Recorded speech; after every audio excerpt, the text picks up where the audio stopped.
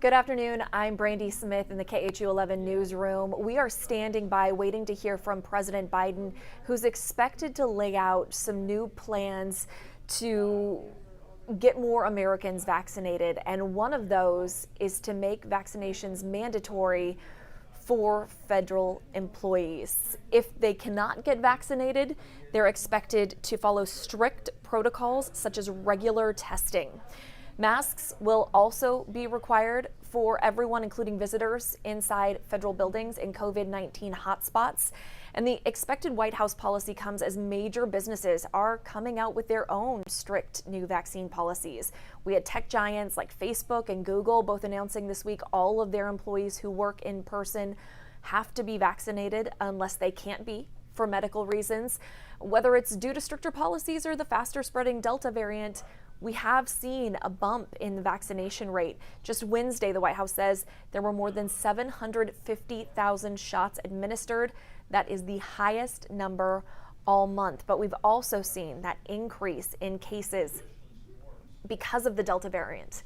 We have also seen an increase in hospitalizations, in ICU admissions. And earlier this week, the CDC issued new guidance asking people who are vaccinated or unvaccinated to wear masks when they're indoors, when they can't socially distance. Now, all the evidence we have shows COVID-19 vaccines offer strong protection, which means the vaccinated have very little risk of hospitalization or death from COVID-19. And multiple studies show the shots reduce the risk of passing on the virus. There was one study of the Pfizer vaccine that found even if you did get infected, you were 78% less likely to spread the virus to household members compared to someone who was unvaccinated. There's just one problem with those studies, and that's that they were done before the Delta variant was really widespread. The CDC now says new data from the past few weeks appears to show that vaccinated people who contract the Delta variant can spread it just as easily as unvaccinated people, and scientists worry that's because people infected with Delta have more of the virus in their bodies. Researchers have found people with Delta have 1,000 times more copies of the virus, what's called the viral load, in their respiratory tracts than the original strain. So you think about when folks cough or sneeze, that's 1,000 times more copies of the virus spreading in the air than you had with the original virus. Right now, health experts are in a race to stop COVID-19 from spreading, since each time it spreads, there's a risk that it is going to mutate. I've just heard President Biden is live. Let's go ahead and take his remarks now.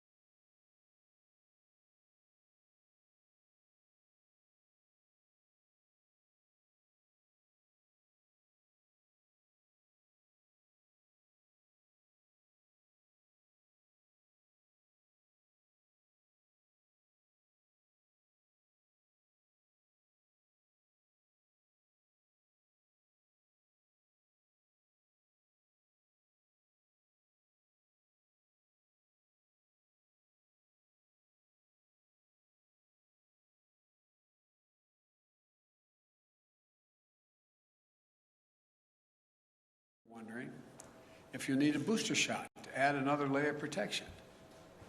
As of now, my medical advisors say the answer is no. No American needs a booster now. But if the science tells us there's a need for boosters, then that's something we'll do. And we have purchased the supply, all the supply we need to be ready if that was called for. Folks, the truth is, as more people get vaccinated, we are better protected as a nation to continue reopening safely and responsibly. We are not fully out of the woods yet, because what is happening in America right now is a pandemic of the unvaccinated. Let me say that again. It's a pandemic of the unvaccinated. There are about 90 million Americans who are eligible to get the shot, but haven't gotten it yet. As I just mentioned, nearly all of the cases, hospitalizations, and deaths due to COVID-19 today are from unvaccinated people. Last month, a study showed that over 99% of COVID-19 deaths have been among the unvaccinated. 99%. This is an American tragedy. People are dying and will die who don't have to die. If you're out there unvaccinated, you don't have to die. Read the news. You'll see stories about unvaccinated patients in hospitals. As they're lying in bed, dying from COVID-19, they're asking, "Doc, can I get the vaccine?" And the doctors have to say, "Sorry, it's too late." Right now, too many people are dying. We're watching someone they love dying and saying, "If I just got vaccinated, if I just." It's heartbreaking. And it's complicated even more because it's preventable. America's divided between the majority of eligible people who are vaccinated and those who are not. And I understand that many of you in the majority are frustrated with the consequences of the failure of the minority to get vaccinated. But I want you to know that I'm going to continue to do everything I can to encourage the unvaccinated to get vaccinated. That includes addressing hesitancy and misinformation head on. For example, I know some of you who are unvaccinated think the development of a vaccine was rushed, therefore I'm not going to take a chance. As a result, I think it's not safe because it was rushed. I understand. But let me explain. Our top scientists, the National Institute of Health, the NIH, and across the country, got to work applying decades of research. Decades of research. I'm going to repeat that. Decades that had already been done, the research, to develop the COVID-19 vaccine when it hit. In the last 6 months, more than 325 million doses of the vaccine have been administered in the United States, and billions of doses administered around the world. The vaccine was developed and authorized under a Republican administration, and it's been distributed and administered under a Democratic administration. The vaccines are safe, highly effective. There's nothing political about them. Look at all the people who took a shot at it. Later we learned a lot of them had already been vaccinated. From the start, I have to compliment Republican Senate Minority Leader Mitch McConnell. He had made it political. He's encouraged people to get vaccinated and continuing to do so, and his state's in pretty good shape. Alabama Republican Governor Kay Ivey recently spoke out to encourage vaccination, and even the commentators on facts who have been belittling this for a long time, some haven't, but many have, are arguing get vaccinated. Look, this is not about red states and blue states. It's literally about life and death. It's about life and death. That's what it's about. You know, and I know people talk about freedom, but I learned growing up in school and my parents, with freedom comes responsibility. Your decision to be unvaccinated impacts someone else. unvaccinated people spread the virus. They get sick and fill up our hospitals. And that means if someone else has a heart attack or breaks a hip, there may not be a hospital bed for them. If you're unvaccinated, you put your doctor and nurses at risk. The same frontline essential workers who put their lives on the line over the past year and have gone through hell. Again, with freedom comes responsibility. So please, exercise responsible judgment. Get vaccinated for yourself, for the people you love, for your country. I'm being literal when I say this. As I travel the world almost every day, a foreign leader calls me, asking, can I provide his or her country more vaccines? Their people are desperate for vaccines. I'm doing everything to answer those calls. We're sending millions of vaccines to people around the world. But folks, it's an American blessing that we have vaccines for each and every American. We've made it our first and top priority to have available vaccines for every eligible American, and that's never going to change as long as I'm here. And it's a shame. It's just such a shame to squander that blessing. That's why after 6 months of extraordinary work and effort, today I'm laying out additional steps we should be taking to deliver these life-saving vaccines to more Americans. First, we're going to provide more incentives to encourage unvaccinated Americans to get vaccinated. That starts with paid leave to get the shot. We're still hearing that people are unable to get time off from their employer to get vaccinated. Well, this is unacceptable. For some time now, I've said you should be able to get the shot and still get paid. Thanks to the American Rescue Plan, the federal government is fully reimbursing any small or medium-sized business that provides workers with paid time off to get vaccinated. Employers, this costs you nothing. If you haven't given employees paid time off, do it now, please. Today, I'm announcing that we're taking this a step further. The federal government will now reimburse those employers to give their staffs time off, not only to get themselves vaccinated, but also to get their family members vaccinated. That means employers can get reimbursed if they give parents time off with paid time, paid leave, to take their kids or their own parents to get vaccinated. So I'm calling on all employees across the country to give paid time off to get the shot or to help a family member do so. I promise you it will cost you, the employer, nothing. You'll be reimbursed. Secondly, I'm announcing that we'll continue to work with states to encourage unvaccinated people to get vaccinated. In February, the grocery store chain, Kroger's, offered $100 to their associates if they would get vaccinated. And it worked. Vaccination rates moved up from 50% to 75% among their employees. States like New Mexico, Ohio, and Colorado are offering similar incentive programs that have helped increase vaccination rates. So today, I'm calling on all states and local governments to use funding they have received, including from the American Rescue Plan, to give $100 to anyone who gets fully vaccinated. I know the paying people to get vaccinated might sound unfair to folks who've gotten vaccinated already. But here's the deal. If incentives help us beat this virus, I believe we should use them. We all benefit if we can get more people vaccinated. But in addition to providing incentives to encourage vaccination, it's time to impose requirements on key groups to make sure they're vaccinated. Excuse me.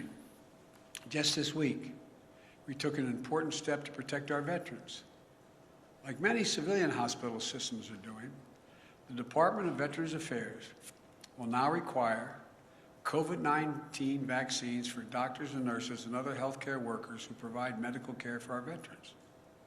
We must do everything possible to protect our veterans from getting COVID when they come to get medical care so richly earned serving their country.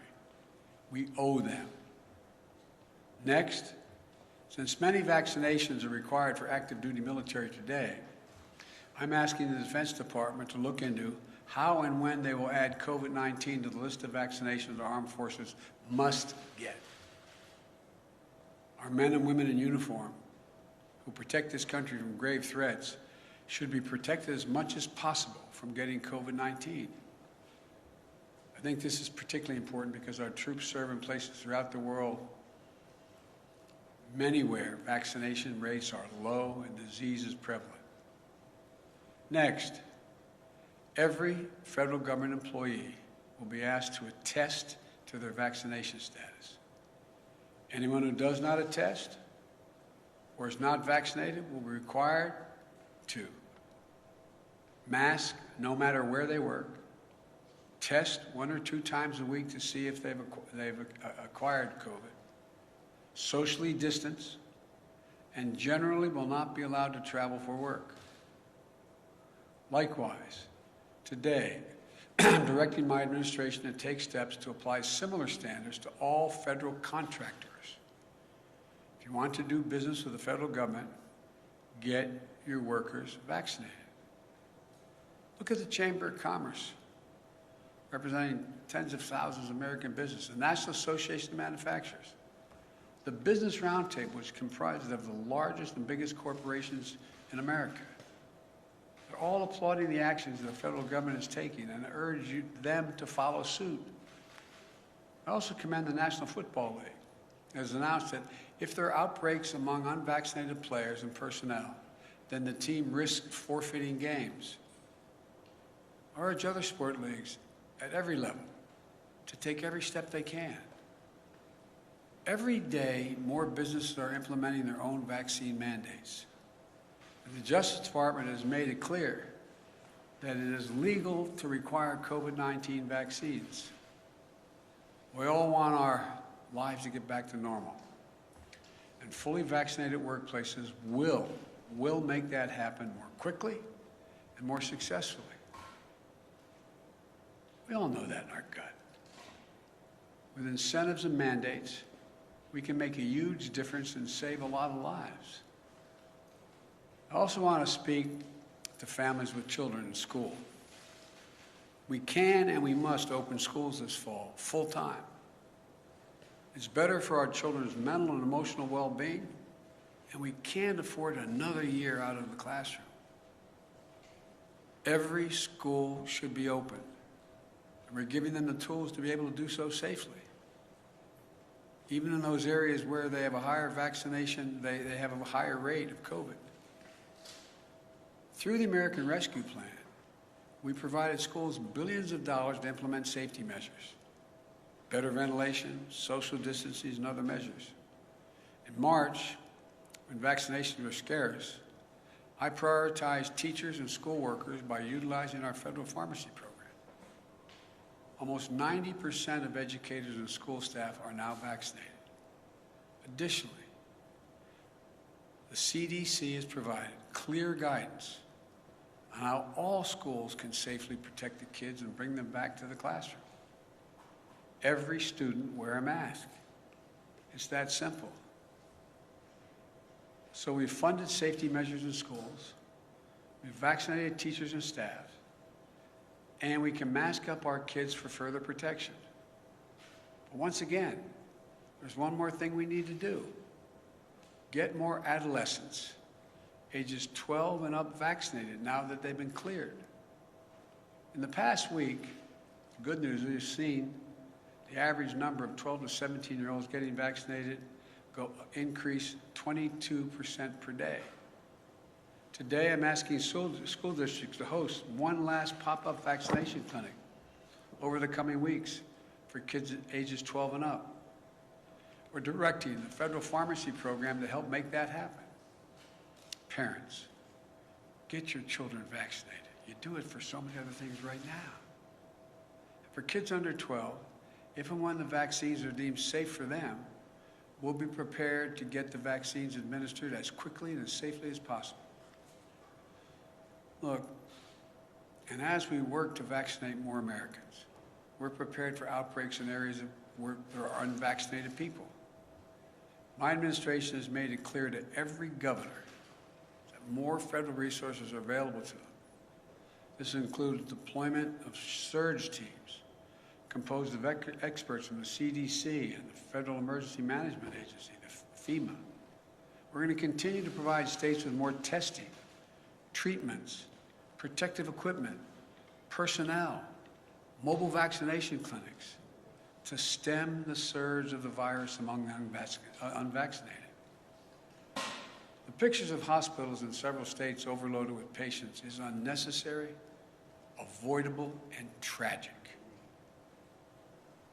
You know, we'll help any health system overloaded and unable to cope with a spike in cases. We're ready to do that. Let me close with this. If you're at home and vaccinated, but anxious, or even angry, or if you're at home and unvaccinated, unbothered, and unconvinced, let's step back and see where we are. Just remember how we've emerged from a dark winter into a hopeful spring and summer. But really remember just how dark that winter was. Over 3,600 Americans were dying each and every day. And now, even with the surge among the unvaccinated, we're down to that 300 Americans a day. Significant. Millions of people were out of work, out of homes, out of hope and going hungry. Remember those long lines? People in their automobiles waiting for a box of food to be put in their trunk? Experts and pundits said we couldn't get the vaccines. And even if we could get the vaccines, we couldn't get them in people's arms. We couldn't get them vaccinated. They predicted our economy would collapse. Remember how we stayed focused and how we went to work? In 6 months, we got 164 million Americans fully vaccinated. Because we vaccinated so many people, put in place so many safety measures, and got economic help to businesses and people most in need, our economy is recovering. More than 3 million Americans are back to work since I was sworn in. A faster job growth than any previous administration, any. We're experiencing the fastest economic growth in nearly 4 decades, the best in the world as of now. In fact, today's GDP numbers show that in the first half of the year, our economy grew faster than any point in nearly 40 years. Our economy grew more in 6 months than most Wall Street forecasters expected for the entire year before we implemented our plan. And just yesterday, we announced a bipartisan infrastructure deal that's going to continue this momentum over the long term by making the most significant investment to rebuild America in nearly a century. But we still have to face many challenges. We still have a lot of work to do as we readjust to a post-pandemic economy. But we have the right plan. We're coming back. We just have to stay ahead of this virus. I know this is hard to hear. I know it's frustrating. I know it's exhausting to think we're still in this fight. And I know we hope this would be a simple, straightforward line without problems or new challenges. But that isn't real life. We're coming out of the worst public health crisis in 100 years, the worst economic crisis since the Great Depression. As I told you before, I carry a card in my pocket. I hope I have it with me. I carry a card in my pocket with the number of Americans dead from COVID-19. As of today, this morning, the total deaths in the United States were 609,441. Granted, the death rate per day is way down. It's down to 400 about. But that's more deaths than World War I, World War II, Vietnam, 9/11, Iraq, and Afghanistan wars combined. This is as tough as it gets. And we're Americans. When we get knocked down, we get back up. That's who we are. That's what we do. That's why there's no nation on earth like us. And we're prepared like never before. We have the tools to save lives, to keep our economy growing and growing and going. After the past 6 months, following the science, we know we can dramatically lower the cases in this country. We can do this. We brought our economy back to life and we kept it going. We know we can send our kids back to school. We know we can beat this virus. We can do this.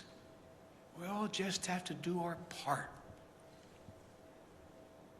My fellow Americans, this nation has never failed.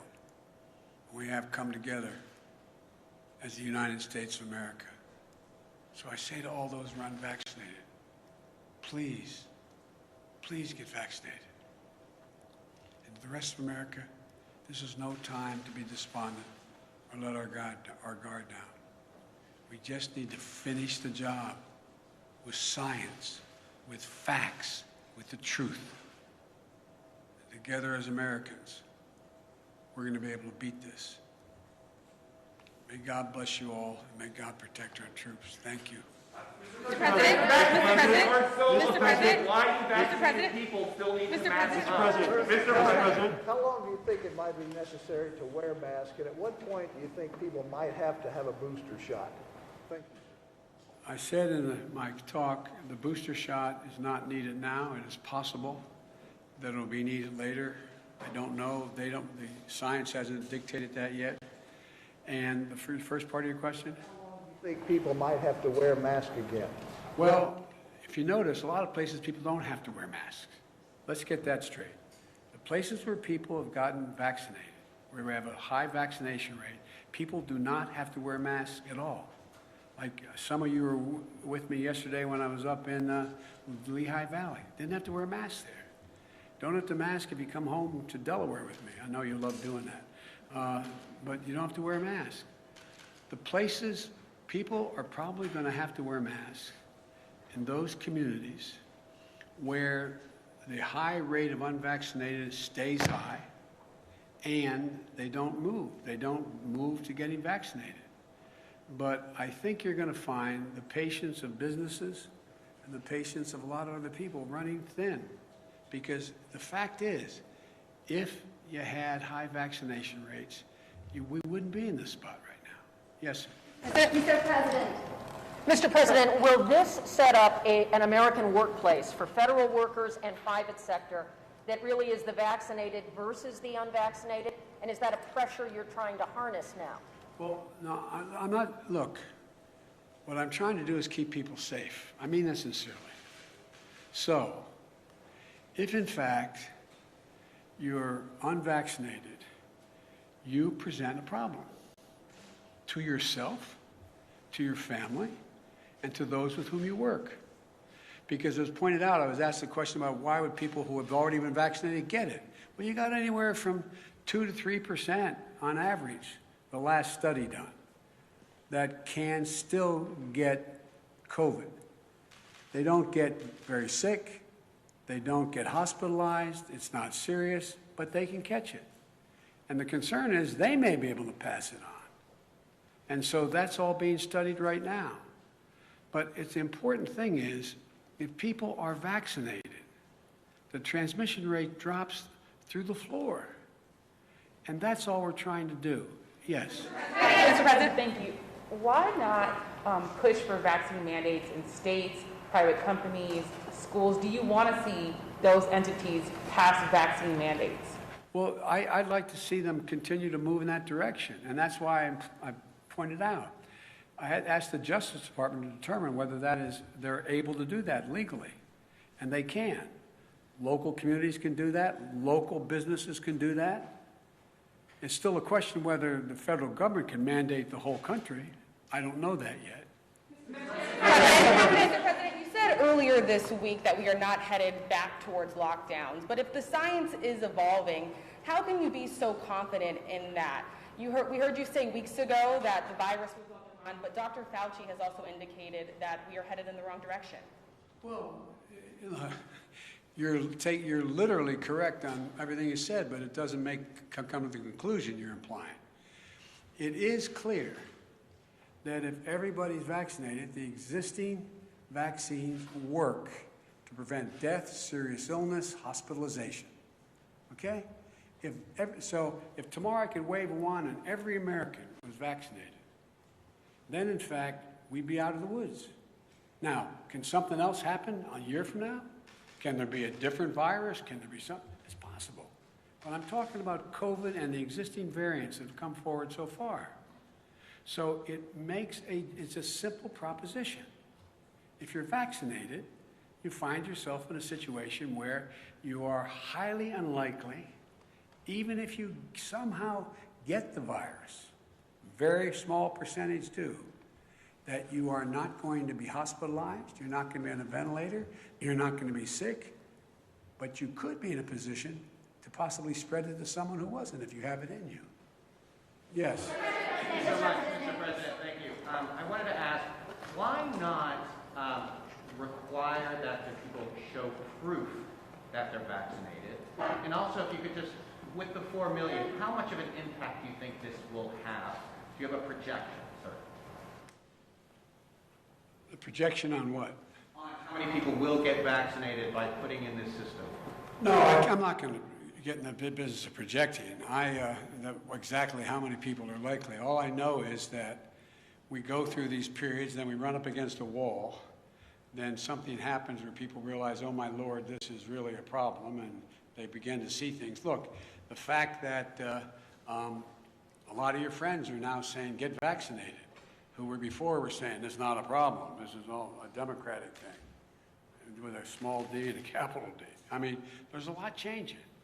People are becoming aware. The more aware they become, then we have these surges of people going out and getting vaccinated. And it just keeps building. I'm sorry, sir. What about what? What about requiring proof, sir? Well, there's two ways to do it. I think you're going to see some institutions doing that. Like you're going to fly abroad, you're going to have to have proof. You're not just going to be able to say, yeah, I got tested. You got to provide proof. My guess is if we don't start to make more progress, a lot of businesses and a lot of enterprises are going to require proof for you to be able to participate. Mr. President, back. And then I'm going to take off shortly here.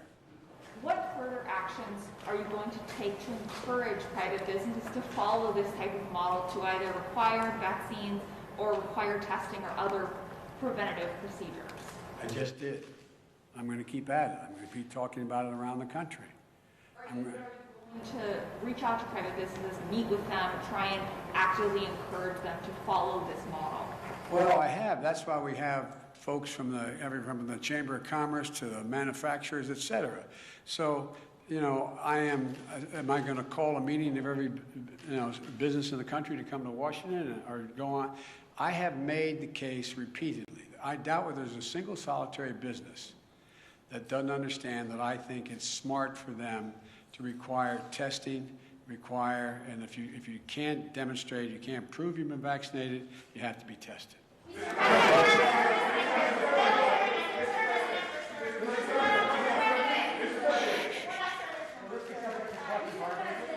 Secretary Austin said he was already considering mandating the vaccine after it was fully approved. Would you like to see the mandate go into effect before full approval, and do you think he's open to that?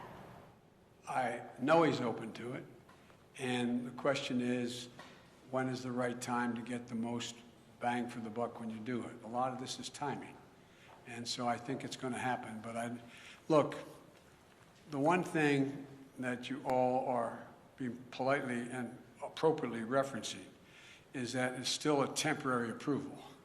So when does the final approval come? It usually takes a lot of work to get there. I made a commitment. I would not tell anyone in the Justice Department who they should prosecute, and I would not tell the health industry, the government health entities, what they should say and do. But my expectation is they're going to reach that conclusion in the early fall. Thank you very much. Mr. President, you said you no longer need to wear a mask. And it seems... No, I didn't say. I have said if you're fully vaccinated in an area where we do not have, well, let me clarify. In May, you made it sound like a vaccine was the ticket to losing the mask forever. And That is true at the time, because I thought there were people who were going to understand that getting vaccinated made a gigantic difference. And what happened was, a new variant came along, they didn't get vaccinated, it was spread more rapidly, and more people were getting sick. That's the difference. But